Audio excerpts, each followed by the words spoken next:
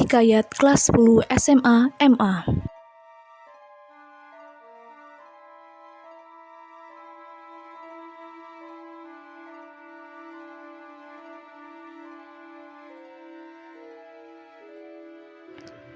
Kompetensi dasar 4.8 mengembangkan cerita rakyat hikayat dalam bentuk cerita pendek dengan memperhatikan isi dan nilai-nilai.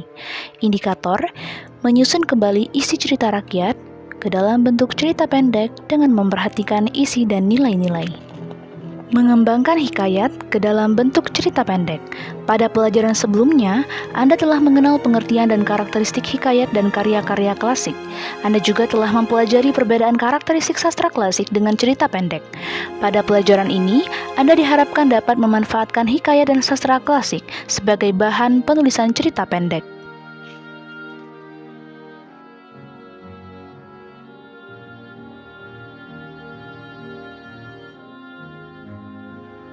Langkah-langkah penulisan.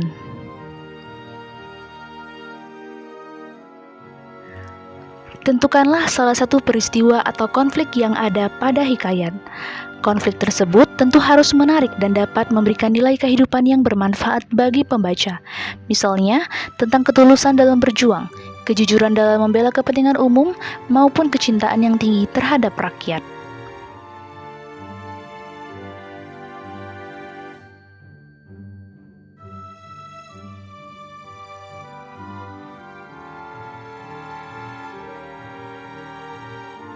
Selanjutnya, pengembangan konflik.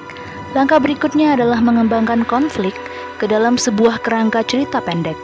Sebagaimana yang telah kita ketahui bahwa struktur cerita pendek secara umum dibentuk oleh bagian pengenalan cerita, penanjakan menuju konflik, puncak konflik, penurunan, dan penyelesaian. Bagian-bagian tersebut ada yang menyebutnya dengan berbagai istilah. Bagian pertama, abstraksi atau sinopsis, merupakan bagian cerita yang menggambarkan keseluruhan isi cerita. Kemudian ada orientasi. Orientasi adalah pengenalan cerita, baik berkenaan dengan penokohan maupun bibit-bibit masalah yang dialami tokoh. Lalu ada komplikasi atau puncak konflik. Nah, di sini komplikasi merupakan bagian cerita pendek yang menceritakan puncak masalah yang dialami tokoh utama. Masalah tersebut tentu tidak dikehendaki oleh sang tokoh.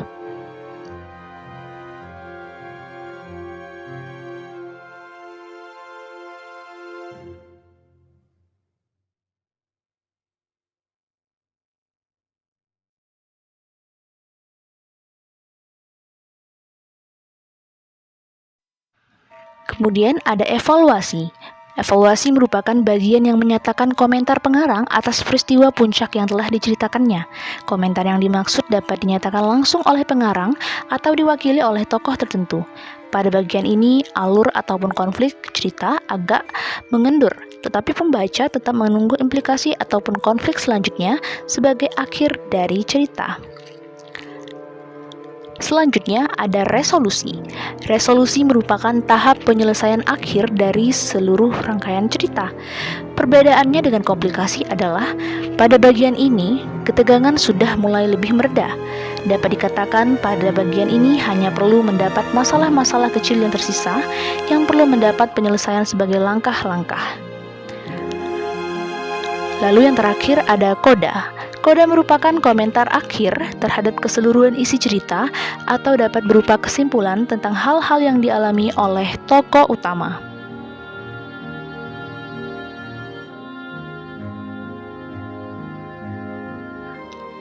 Langkah selanjutnya adalah mengembangkan kerangka menjadi teks cerpen yang utuh.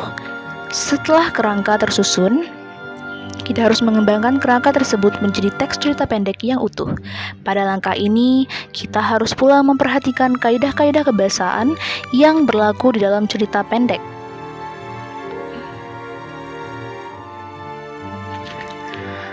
Adapun kaidah kebahasaan yang berlaku dalam teks cerita pendek antara lain sebagai berikut. 1. Menggunakan kata ganti orang pertama, kedua, atau ketiga. Hal ini berbeda dengan hikayat yang selalu menggunakan sudut pandang orang ketiga. 2. Menggunakan bahasa sehari-hari. Hal ini berbeda dengan hikayat yang banyak menggunakan kata-kata baku atau kata-kata arkais yang berbunga-bunga dan berlebih-lebihan.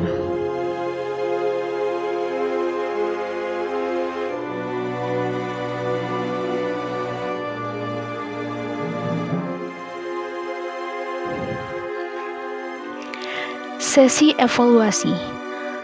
Pada sesi evaluasi, peserta didik diharapkan dapat melakukan tugas-tugas yang diberikan oleh pengajar.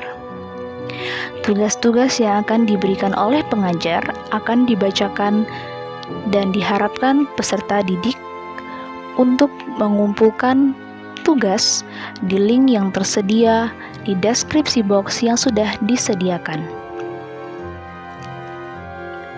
Peserta didik diharapkan menyimak dan mengerjakan tugas secara baik.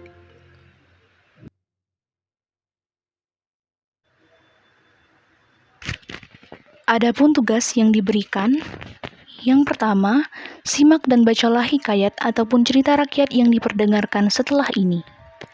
2. Tentukanlah salah satu konflik yang paling menarik dan memiliki nilai yang menggugah pembaca. 3. Susunlah kerangka cerita tersebut dengan memperhatikan struktur yang berlaku pada cerita pendek.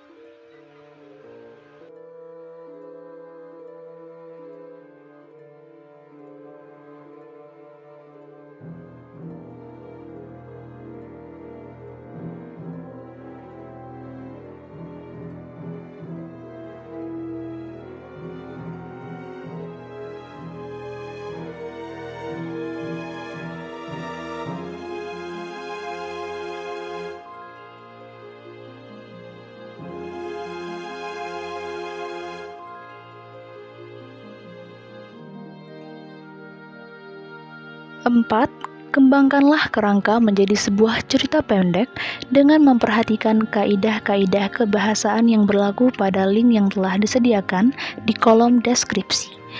5. Lakukanlah penyuntingan cerita pendek dengan memperhatikan saran-saran yang disampaikan oleh pengajar. Hikayat Teja Nirmala.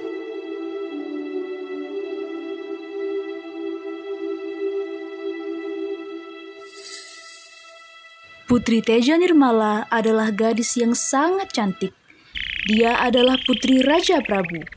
Kerajaan itu merupakan daerah yang sangat indah di Jawa Barat. Istananya berada di lereng gunung. Putri Teja Nirmala sangat terkenal.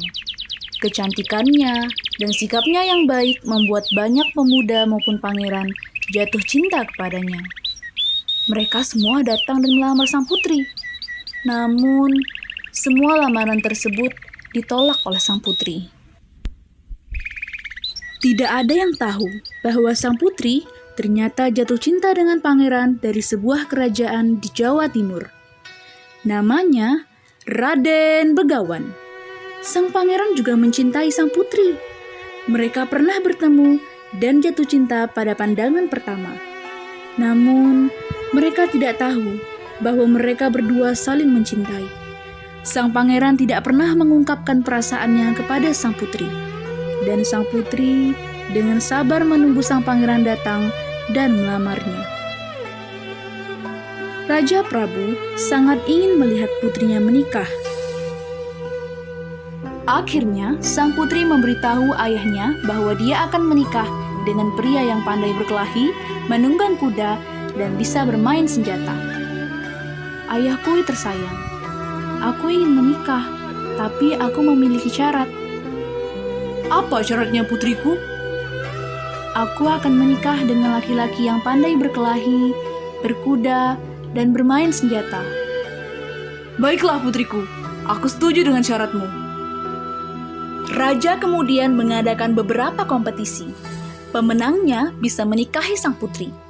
Putri Teja Nirmala sangat berharap Raden Begawan bisa memenangkan kompetisi tersebut. Dia tahu bahwa sang pangeran pandai dalam keterampilan tersebut.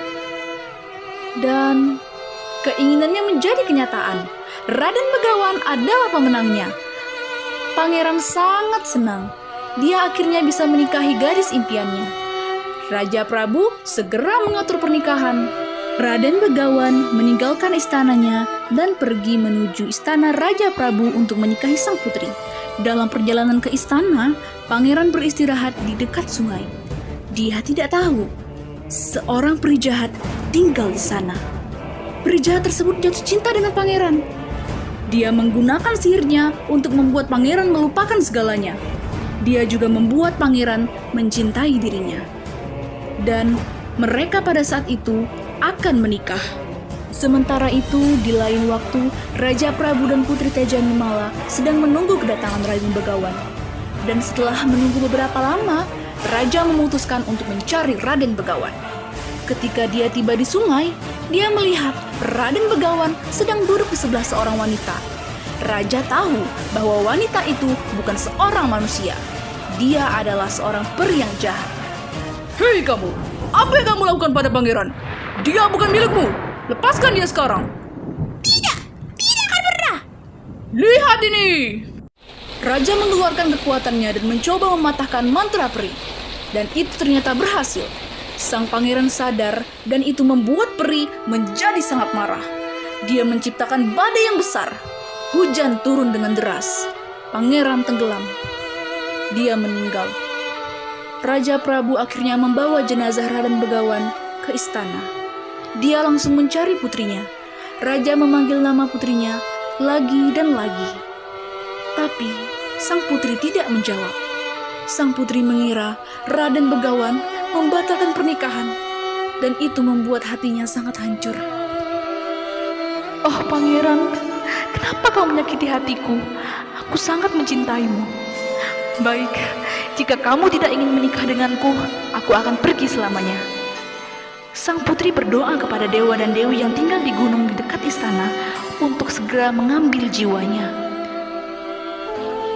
Ya Tuhan, ambillah jiwaku. Aku tidak ingin hidup lagi. Pangeran tidak menyukaiku. Dia telah menyakiti hatiku.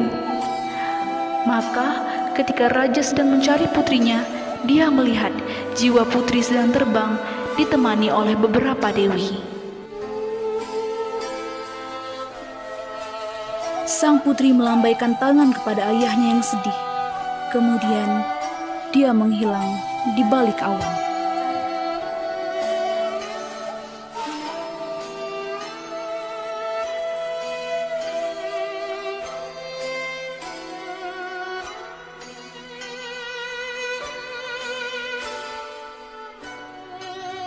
Masyarakat setempat mengatakan, jika bulan purnama, banyak orang mendengar musik gamelan dari atas gunung. Itu adalah pertanda bahwa Putri Tejanirmala dan ayahnya sedang berkumpul di makam